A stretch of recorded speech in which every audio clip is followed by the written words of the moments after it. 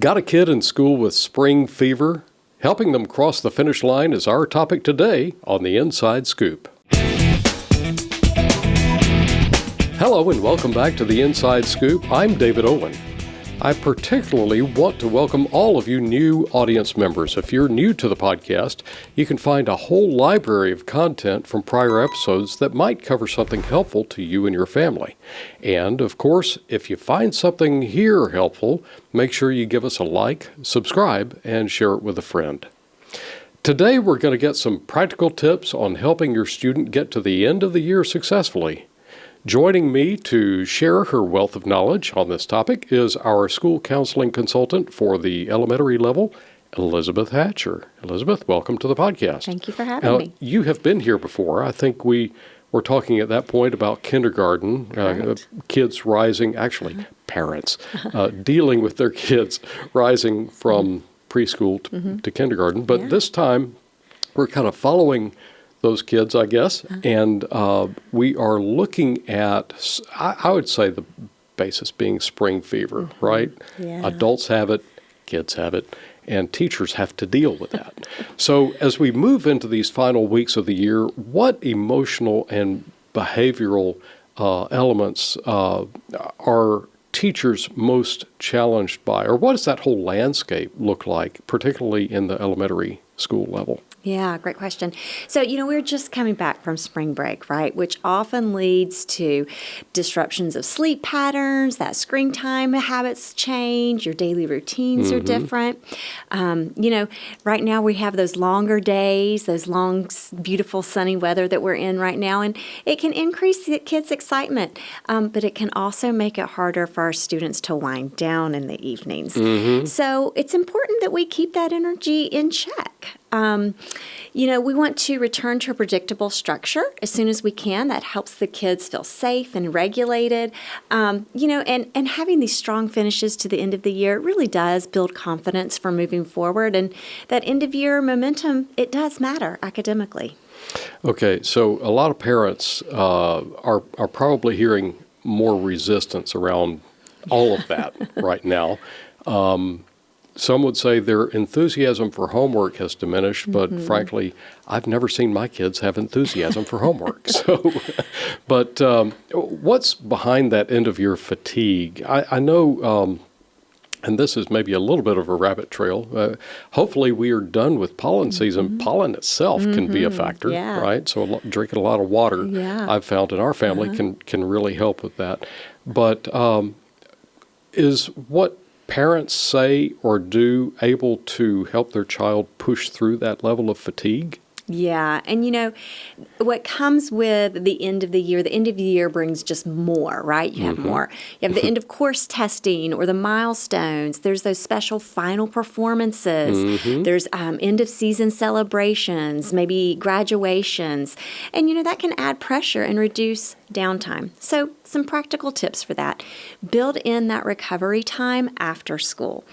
Some quiet play, movement outdoors, or sensory activities. It can really help kids reset before they start that homework or their evening routines. I was going to say, that's one of the best memories that I have is looking forward to just some outside time, riding your bike or what have you. But, absolutely. What else? What other practical tips? Start breaking tasks into manageable pieces.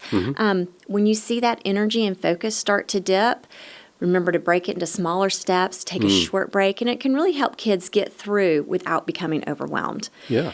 Big one, protect sleep. Amen to right? that. Consistent bedtimes and time to relax are so important for emotional regulation and attention, especially when school and life gets as busy as it is right now at the end of the year. Yeah. And parents, watch for those signs of overload. Maybe it's increased irritability, extra avoidance of schoolwork more than normal, frequent complaints of headaches or stomach aches. Those can be signs that your kiddo is becoming overwhelmed. And just some important things to remember that fatigue is developmentally normal right now. We want to validate their feelings without excusing the behaviors. Keep after-school routines as consistent as possible, but remember to celebrate those everyday small wins. I like what you said about keeping the, or rather validating the feelings without excusing the behaviors. Yeah. Would you say that it's helpful for the parent to chime in with, hey, I totally understand that perspective. Absolutely. I did it myself, Yeah. but the reality is we have to push through. Is that Yeah. helpful? Or? Yeah, absolutely. I know you're tired. I understand that you're worn out, but remembering that even because you're tired doesn't excuse to hurtful things or breaking rules and that kind of thing. Okay. Yeah, I'm totally on that page with you for sure. So with testing season, I think fully underway now, right? Yeah, I The think so. I testing think it started this window, week. as they call it, has Yeah. opened. Teachers they're still teaching throughout testing season. It's not like all classes are sitting back and kids can sleep, although they may try, particularly as they're growing into teenagers. There's a real academic challenge there. What are some practical ways that parents can help their elementary student stay focused and current with their schoolwork during these last final weeks, even during the testing season? Sure.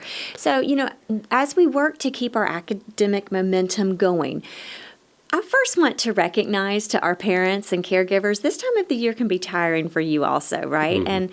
And the continued support that they give truly does mean so much to the children.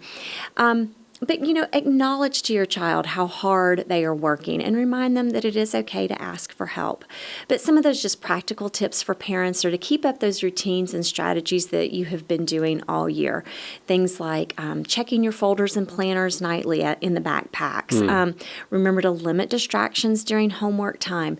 Keep reading together every single night. Read together, or make sure that if you have an older elementary, that they're reading on their own.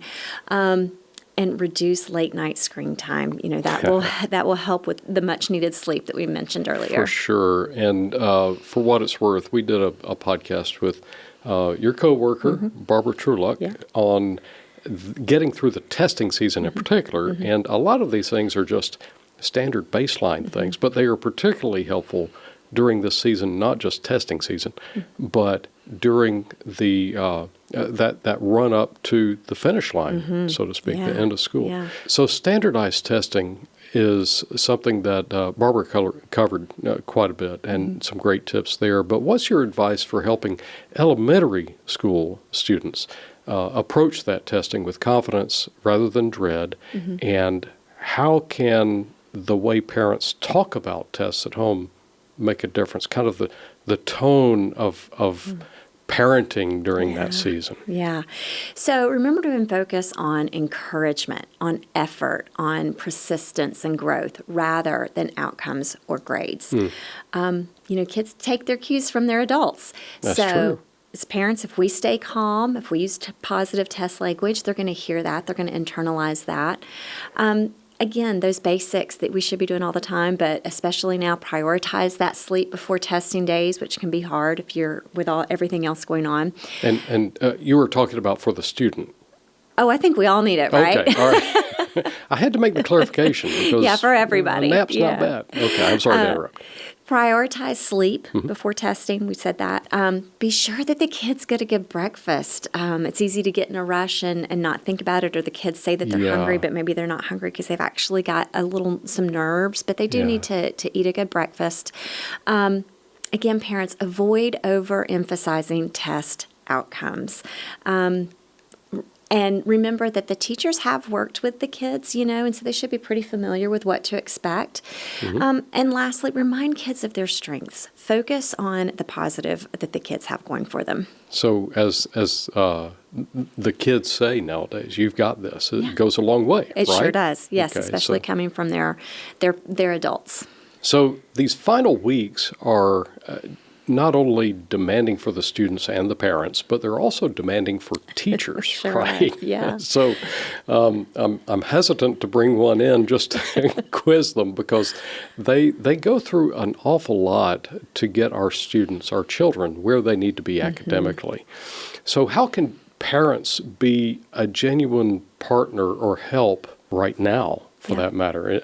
Ways that help the child succeed, but also show the teachers that they're appreciated during this incredibly busy time of year? Yeah, I love this question, and it can actually be really simple things. Reach out to the teachers to see if they need help with planning those culminating activities like the end-of-year testing or any of maybe the end-of-year parties or upcoming performances. Maybe there's some graduation stuff going on. But all those extras take extra time and planning and energy from the teachers as well, so help from the parents is very appreciated. Remember to partner with the teachers or the counselors or the school staff if a concern arises, because that collaboration really supports student success. Just knowing that you've got people on your side is invigorating. Yeah, right? Okay. absolutely. All right.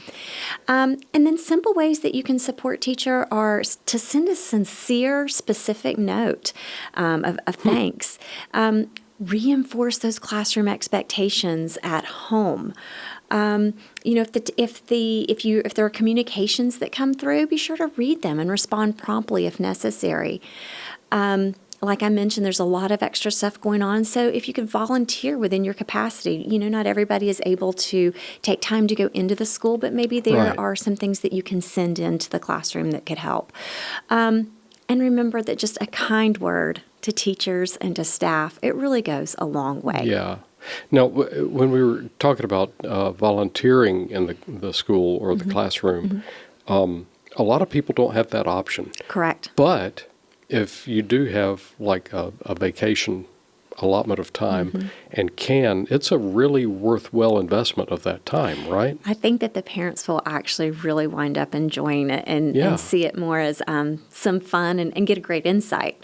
I've heard, and not to dwell on this too much, but that even doing something as simple as making copies for the teacher or helping to move a box of books from point A to point B. I don't know what all goes on in between their work in the classroom. I know there's an awful lot of just minutia. Yeah. Is that the kind of stuff that a parent could help with? Absolutely. It's dependent on school to school and teacher to teacher, what they might need.